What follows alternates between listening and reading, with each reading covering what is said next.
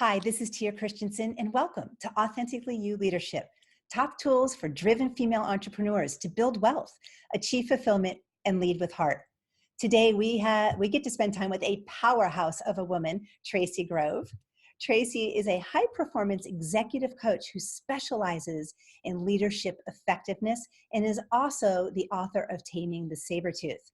Welcome, Tracey. Thank you so much, Tia. It's great to be here. Well, so great to have you. And one of the things I was commenting on early is that I love that you and I are so connected already that we wore the same color top.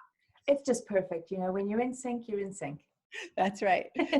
So Tracey, we'll go ahead and dive right in. And, you know, you have so much background in Fortune 100 companies. I know you were with Microsoft in communications for over 20 years, and have coached all kinds of executive clients and entrepreneurs. So with this wealth of information and your background in science, what does authentic leadership mean to you?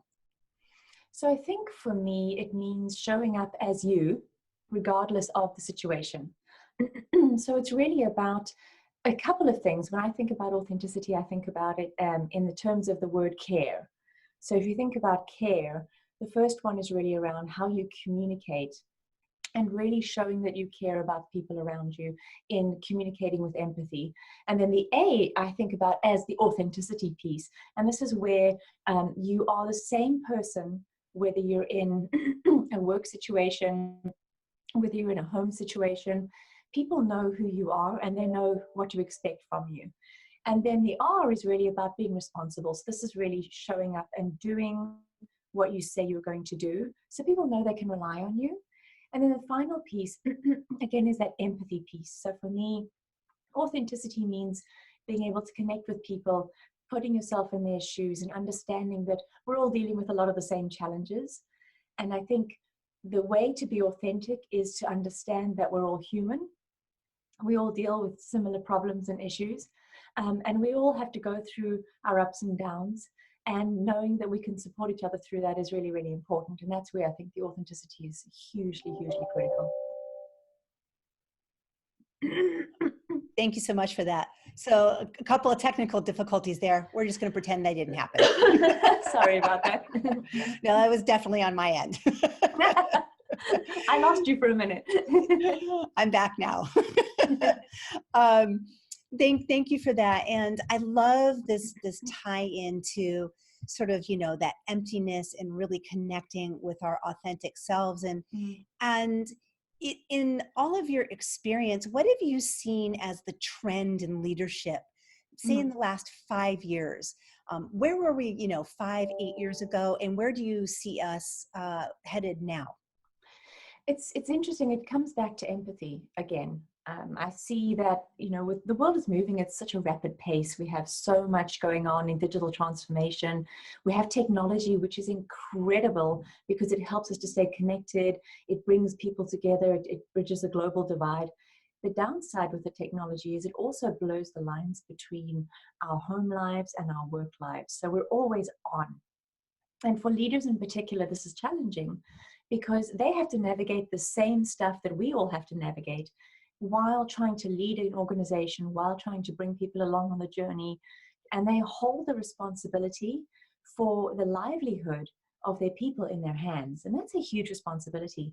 And so I think what's happened over the years is 5 years ago, people were struggling with empathy because it was just a competitive nature of the environment. People are running at such a pace. Leaders are driving their people to do more with less, fewer hours in the day. They have fewer resources, much more competitive landscape. And so empathy to a certain degree, I think, was lost, and authenticity was lost because a lot of leaders struggle with this notion of being vulnerable and not being able to ask for help, put their hand up and say, I'm struggling, I don't have all the answers.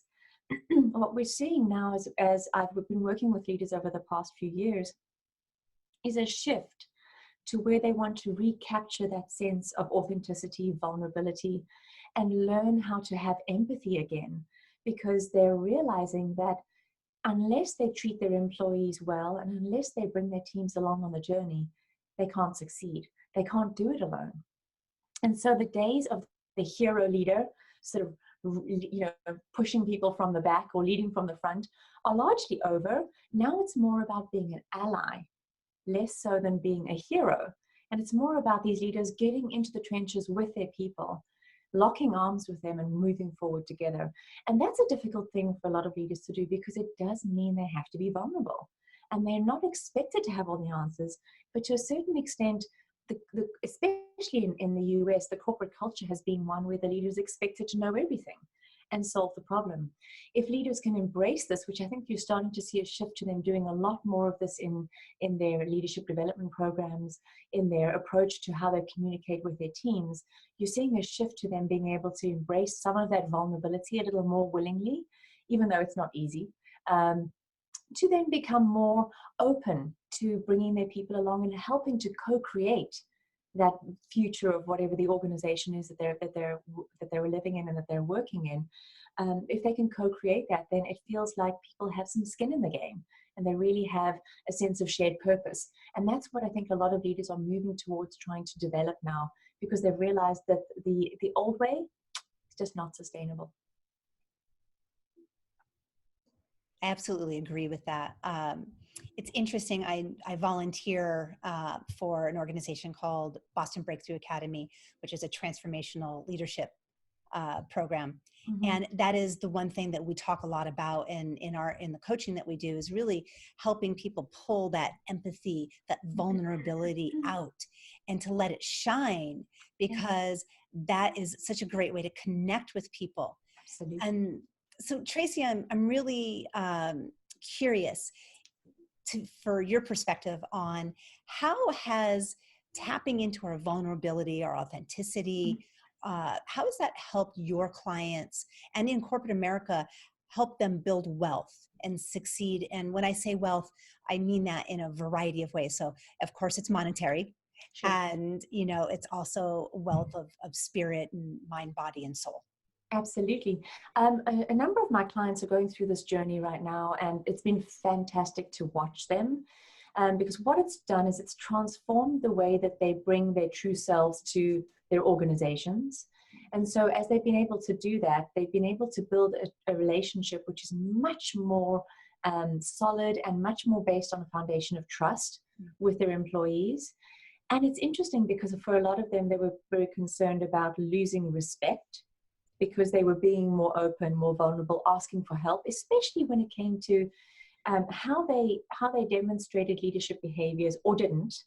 In some cases where perhaps they weren't open to feedback, maybe they were shouting other people down, maybe they weren't necessarily listening to different points of view and perspectives. When they started to ask their teams to call them on that and to hold them accountable, it opened up an entirely new relationship, because it humanized them.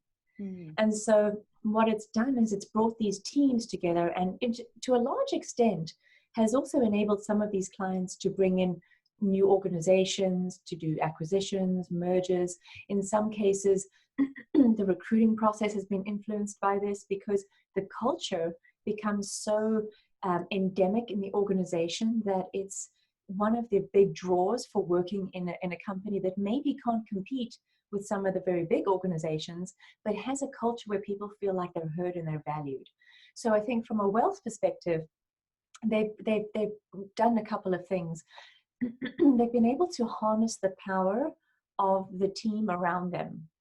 So they've been able to grow the wealth of the organization in everything: knowledge, in skills, in perspectives, in just diversity of ideas, so that they become a lot more creative.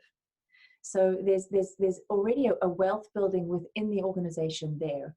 Obviously, they also do good work with their clients, because the clients want to work with these organizations because the people that they're working with demonstrate these kind of open, vulnerable, empathetic, and partnering behaviors right from the top all the way down through every level of the organization. That's not easy to do, but if they build it into their hiring practices, they hire to fit their culture. So if people don't necessarily align, or their values don't align to the values of the organization, that's okay, personal choice, but it means that it's not a good fit. And so what it's also done is it's helped them to identify where they potentially have a conflict of values in the organization, or where somebody isn't a good fit, and be able to take corrective measures quickly so that that doesn't become a toxic influence in the organization. So it's just become a much more healthy culture, a much more inclusive culture, and that has translated into their client relationships. For a lot of them, it's translated into the broader organizations. In some cases, these teams have gone into bigger organizations. And then, of course, the fear is, oh gosh, we'll get swallowed by the Borg. So they've been able to bring those cultural aspects into the mothership, if you like, in some cases, to then be able to bring that rich diversity of approaches to the organization. And as a result, have driven a lot more business success, a lot more client satisfaction, and frankly, a lot more, I think, openness and creativity in a lot of cases for an organization that had, in some cases, become a little bit more stagnant than it wanted to become. So I think depending on, the teams, it manifests in different ways, but it's all good regardless of how it manifests for them. I love what I just picked out of what you just said is how expansive this movement really is. Mm-hmm. And you were mentioning how people go from one organization to another, Right. and they're literally the pebble in the pond. Exactly. Creating a ripple. Exactly. Through not only corporate America, but corporate world. Is absolutely. And in every interaction. Because I always think, when I wrote this in the book, that I think one of the things that's so important for us to remember is that humans are messy. A lot of my clients will be, oh, is this normal behavior? And there's conflict and there's disagreement. It's normal. We're human. We mess up. We're not always in a good mood. Sometimes we're cranky. We make mistakes. We put our feet firmly in our mouth. This happens. Learning from those mistakes is so important. And so I think about it, excuse me, from the perspective of embracing epic failure. So I encourage these organizations to think about, how do you empower your teams? How, as leaders, do you step back and let them step forward, knowing that they may do it completely differently to the way you would like to have it done, and that's okay. They may also fail. That's also okay, as long as you can learn from it, celebrate the failure, and then move forward. And so helping those leaders to embrace failure, or to at least have a culture that feels like it can tolerate failure to a certain degree, is what drives innovation and what drives creativity and risk-taking, which is what organizations have to have in place today to be able to compete, because otherwise they just get left behind. So it is a huge, huge impact and a huge movement. And I think a lot of it is really about that ripple on the water, because one person can make an enormous impact. And they can do it not only in the working world, but they can bring those values and that approach and that way of thinking to every interaction. And if we can do that, we can actually embrace that messiness a little bit. As humans, we can make an enormous impact on everybody that we interact with. Thank you, Tracey.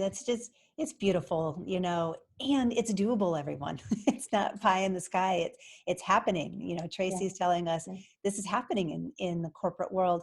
And Tracey, how are you seeing the same movement, the same approach to authenticity? And we'll get into a little bit about, leading from the heart as well. Mm-hmm. How are you seeing that translate into the entrepreneurial world?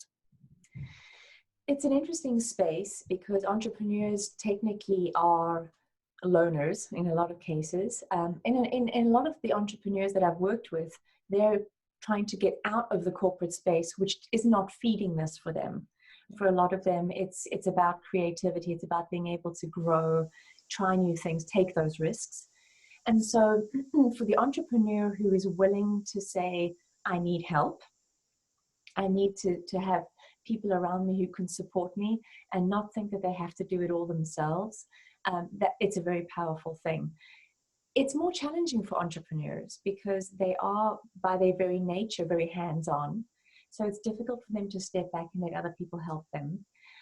They also have a tendency to want to control everything around them, which is understandable, but that doesn't always scale. And so the challenge for them is really in scale. It's how do you, scale, and even, for me as a coach, I'm a one person show. How do I scale? My goodness, how do I bring the message to as many people as I can? That's part of the reason that I wrote the book, is because other than cloning myself, it's really hard to scale the message coming from me specifically. So for entrepreneurs, this is a challenge, but it does mean that one of the ways that this is manifesting for entrepreneurs is a lot of them are building communities of like-minded entrepreneurs and people who are thinking about whatever the niche is in different ways, so that they can share ideas, share common challenges, that kind of thing. So the authenticity and the empathy is brought into that environment by sharing with like-minded people who are dealing with a lot of the same struggles that they are. So I'm seeing a lot of that happening in the entrepreneur space, is that you're getting people who are focused in a similar niche, or even maybe just even coaches, for example, coming together. They may coach in different ways. They may be life coaches, executive coaches, business coaches, whatever they are, coming together to talk about coaching. How do they hone their craft? How do they scale their business? How do they bring their message out? How do they even market to their audience? Do they even know who their audience is? So that community building is incredibly, incredibly powerful. And I think you're going to see a lot more of that coming into more of the corporate world as well, because I think that they're seeing that the power of that community is harnessing the wisdom of the crowd, if you like. And so where corporations are trying to do this internally, I think you're going to start to see a lot more mastermind elements coming together and communities coming together made up of corporate individuals, potentially even partnering with entrepreneurs so that they can benefit from some of that wisdom. So it's an interesting dynamic to see this shift happening in the entrepreneurial space. And it's great because finally people are realizing they don't have to be on the white horse alone. They can have an army of people and supporters behind them and still feel like they're out there leading the charge. It really is brilliant. And one of the things that I, at least, when I was in corporate America and when I started, there was a lot of pushing energy and a lot of shoving and a lot of striving and hold this person down. And that really also, I felt that amongst fellow female coworkers and colleagues. And, the glass ceiling is still very real. And those opportunities are becoming more and more. And the more and more I talk to women in power who are driven and successful, the more I'm hearing, hey, we get to lift each other up because you're a coach, I'm a coach. Right. And why wouldn't I have you on this show? And why wouldn't I have all of the other coaches on the show so that we can lift each other up? Because exactly as you said, what you're doing and how you approach things may be the exact perfect fit for a client that maybe is not a perfect fit for me. So there's plenty to go around. Absolutely. And I think it's more about finding a group of individuals who you trust. Yeah. Because if I'm going to give you one of my clients as a referral, I'm trusting that you will hold that client's space sacred and that you will give them the best that you have to give them.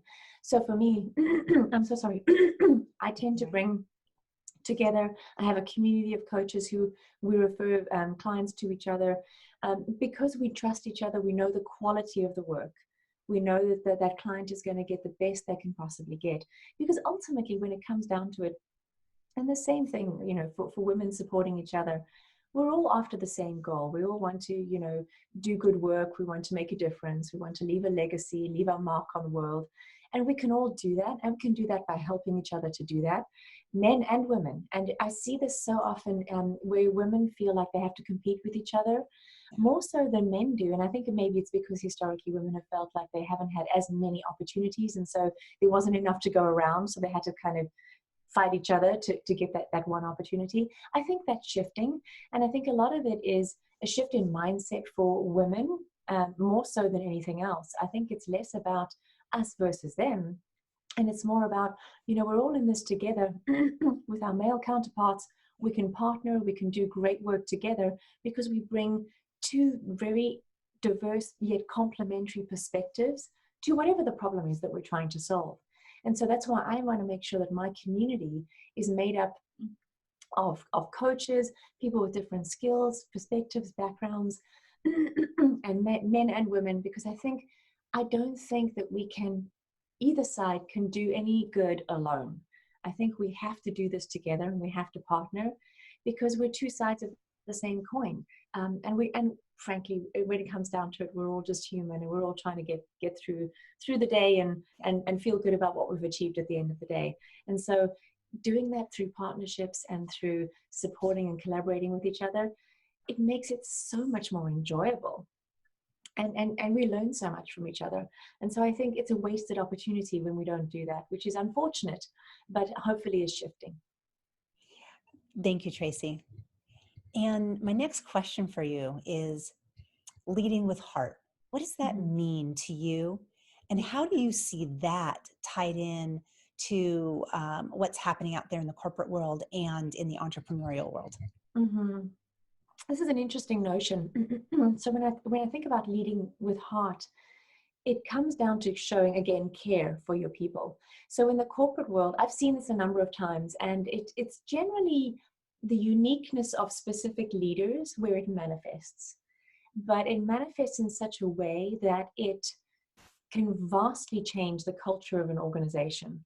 And so when I think about this notion of leading from the heart, it's again about vulnerability. It's about letting people know who you are, showing them who you are. And that means demonstrating your values consistently. I often talk to my clients about this. I say it's less about intensity and it's more about consistency, because people watch leaders all the time. So they're looking for consistency. They want to know who you are. They want to know that they can trust you and that they can rely on you. So if you are demonstrating your values as being somebody who cares about them, who really has empathy for them, you can still hold them accountable. You can still be a firm leader, but you have to be a fair leader as well. And if you can demonstrate that on a consistent basis, then people will trust you to do that. In the entrepreneurial space, it's pretty much the same. Often it's that trusted relationship is more directly with clients. And again, it comes down to doing what you say you're going to do, knowing that you have their best interests at heart, and that you will make sure that you can hold their space wherever they are in their journey, and walk with them versus, leave them alone in the woods. So I think leading with heart, I saw this once with a leader, I mentioned it in the book. She would write welcome notes. She was leading an organization that grew to about 1,800 people. So this was no mean feat. She would write little personalized notes to every person on her team when they joined the team. This doesn't happen in corporate America very often. A lot of leaders are now writing little handwritten thank you notes. It's tough to do because it's a lot of work. I cannot tell you the impact that had. The organization was asking me whether I had written them for her, and no, I haven't. She's writing these, otherwise we wouldn't do it. It has to be real, it's authentic. And they would post them on social media. They would, send her messages. One guy wrote her a poem to say thank you. He was so thrilled that he got a note from this corporate vice president in her handwriting addressed to him saying welcome. He was just blown away by that. It's a little thing, but it's a ripple on the water. So again, you're seeing some leaders who are taking the time and the effort to do these little things that make a huge difference. I've seen some leaders who demonstrate that they have, an open door policy. One even took the door off its hinges, and he literally had no door on his office because he was like, it's an open door. If it's going to be an open door, it better be an open door.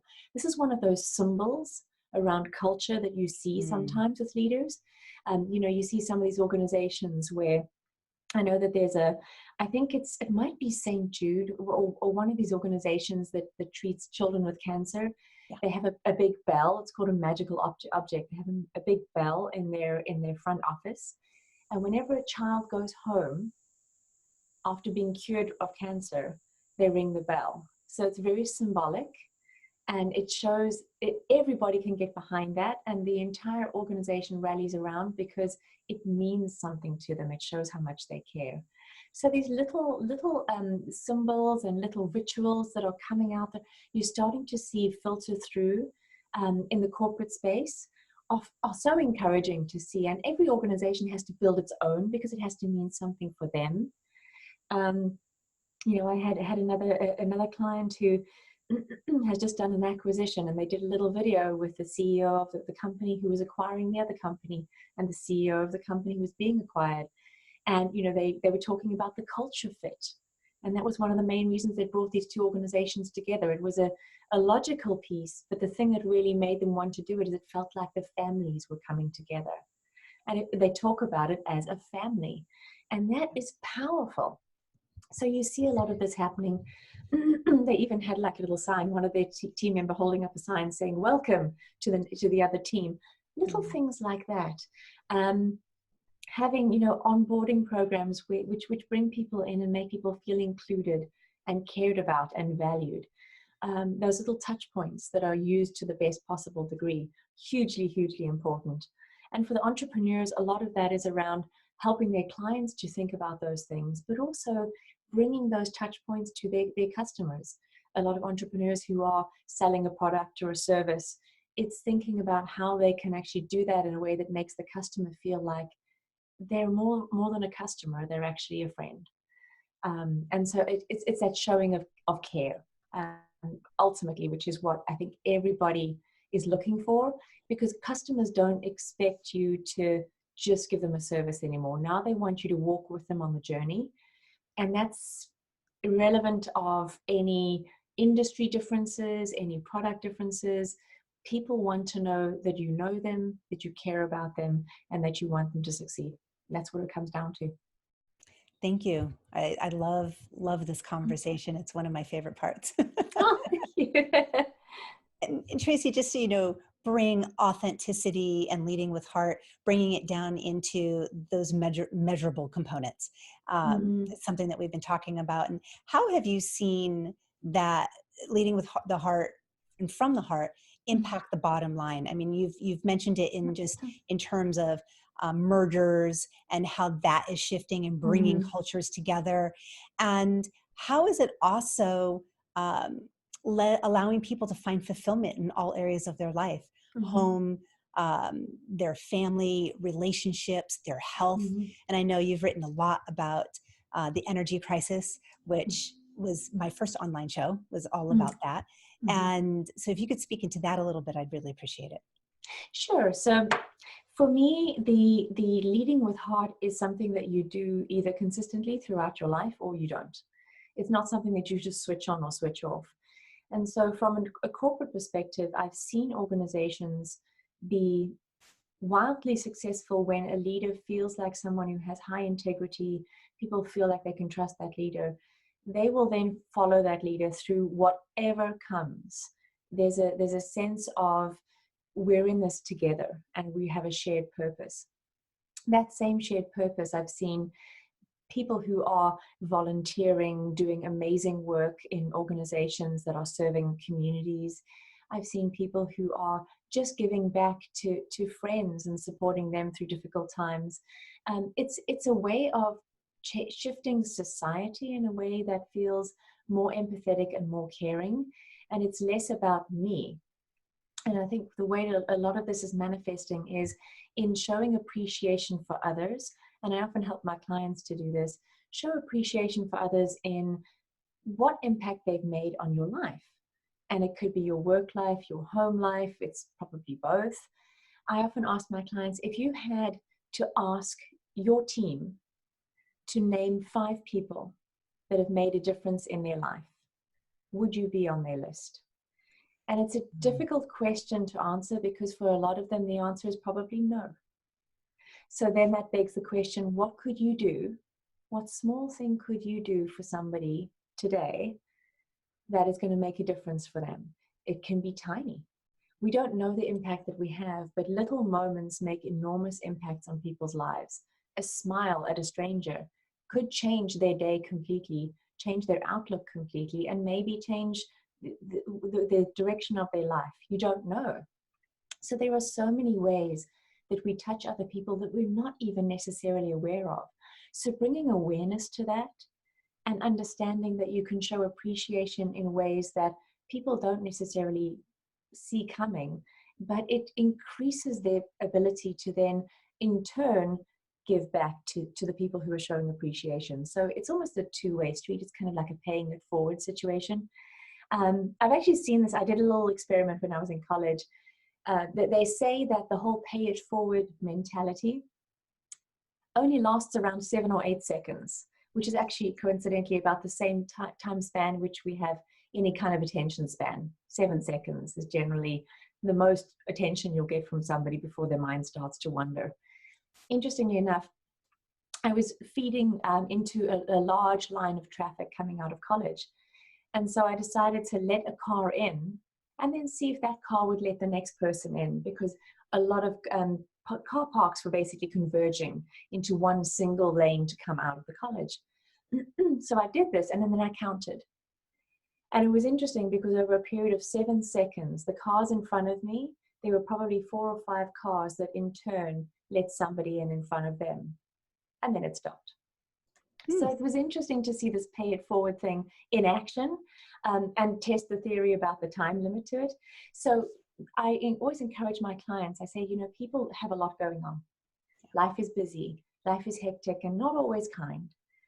So if you can treat people the way you want to be treated, if you can lead people the way you would want to be led, and if you can infuse that kind of kindness into every interaction that you have, regardless of who it is or the situation, you can make an enormous difference. And hopefully all those tiny little 7-second interactions will add up, and we'll start to see more ripples on the water.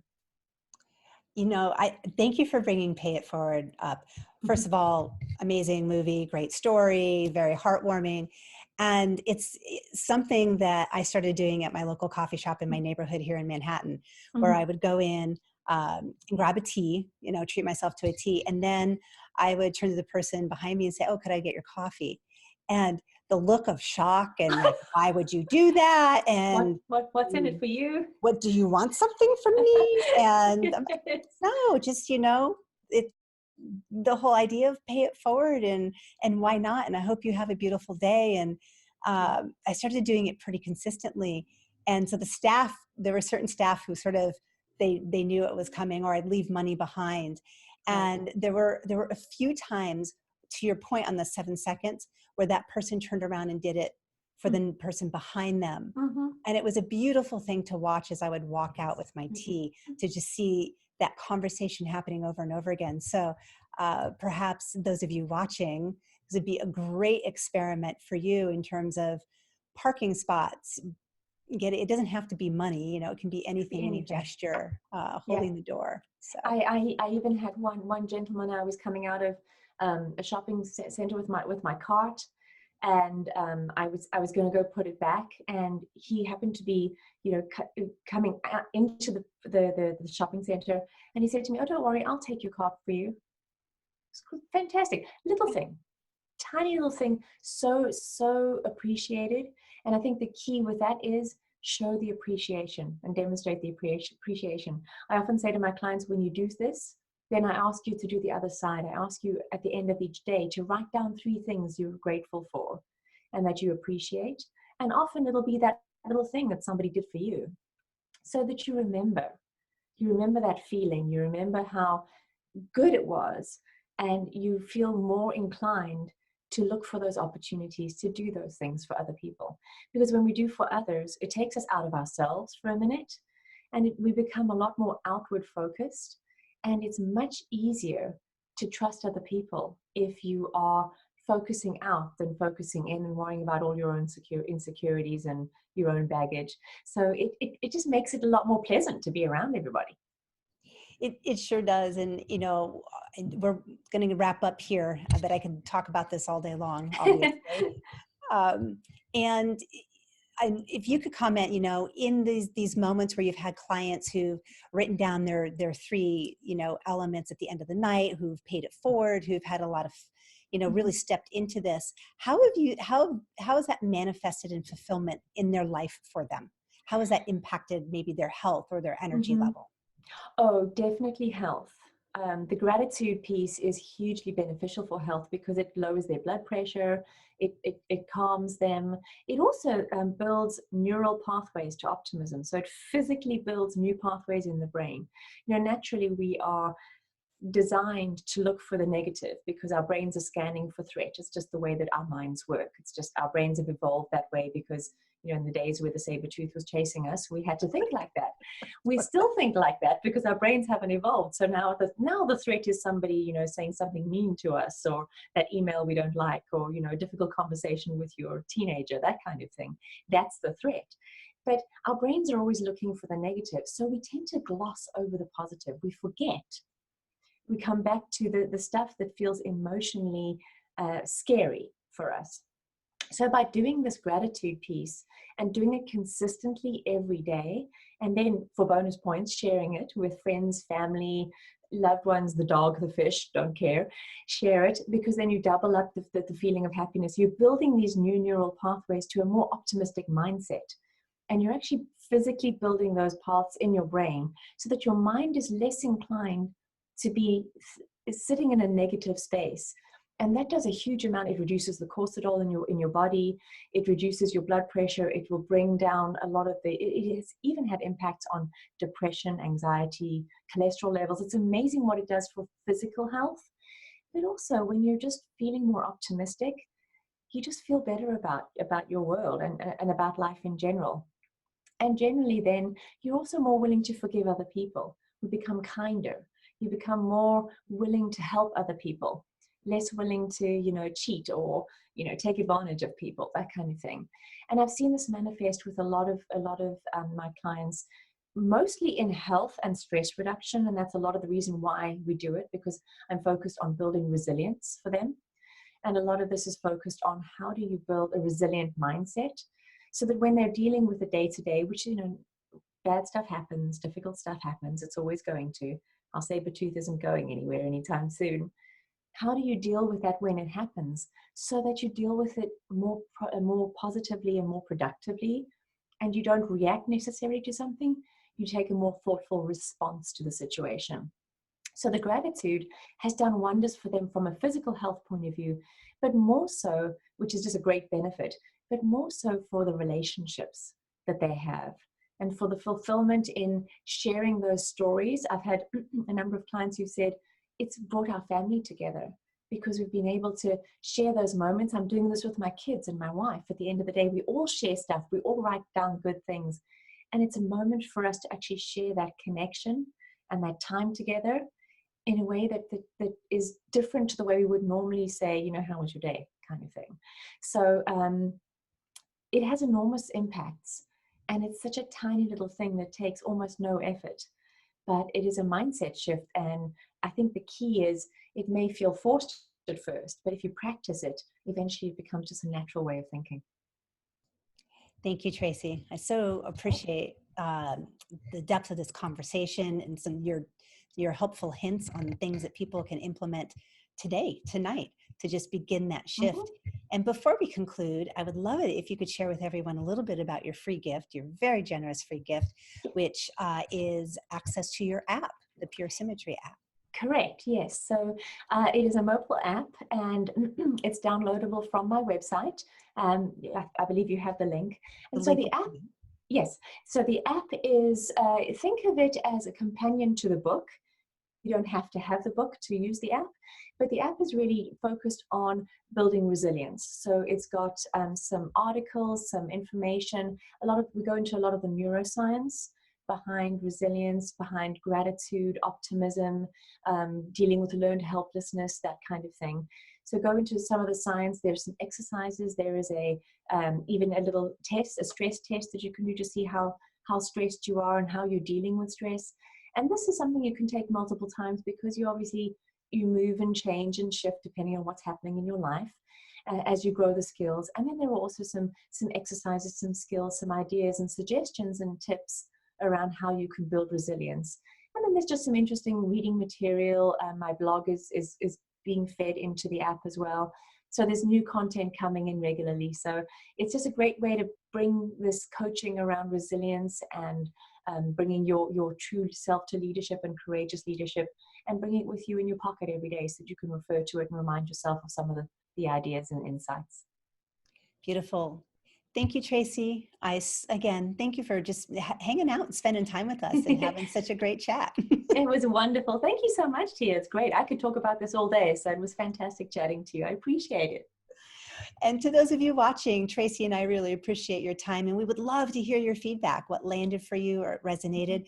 So please go ahead and hit reply to the email that you received with the link to this interview and let us know. And we'll be sure to get back to you because, you know, if I could speak on Tracy's behalf, I know I love hearing from everyone and would like to know what. Absolutely. Yep. We're all in this together. And thanks again, and we'll see you on the next Authentically You Leadership.